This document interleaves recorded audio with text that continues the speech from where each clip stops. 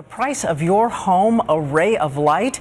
There are new signs tonight that after 6 long years, the foreclosure crisis may be ending. At its peak, 367,000 homes in foreclosure, but today less than half that.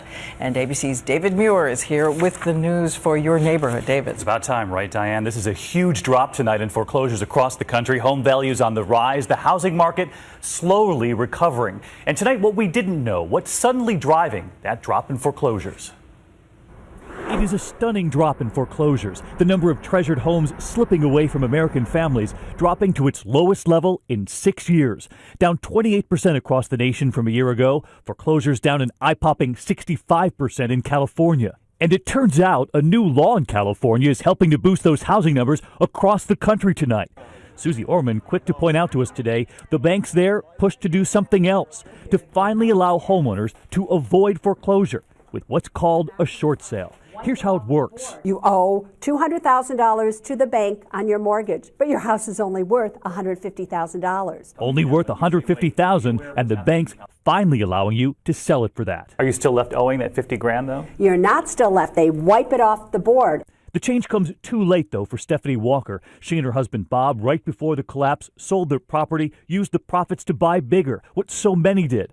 Then the crash. They lost work. They lost their house. They moved back home with their parents in Chicago, documenting it all in her blog, Love in the Time of Foreclosure. Hi, David. Welcome to our home. But tonight, reporting into World News, they're back on solid ground and back in California. This is my favorite room in the house. This time, renting.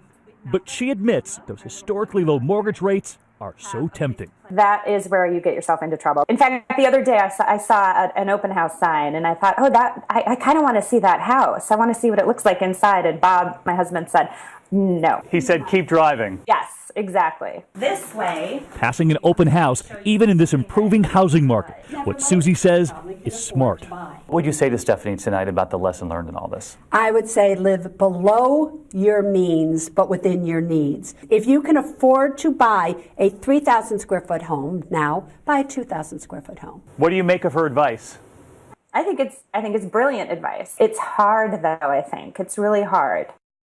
Hard, but Stephanie and her family are trying. Susie says that young family's so smart to finish paying down their debt, to rent, and watch this market come back a little longer before they act. She says for families who do have solid jobs and have saved enough, Diane, a much different story because mortgage rates, we saw this again today, a new report at historic lows.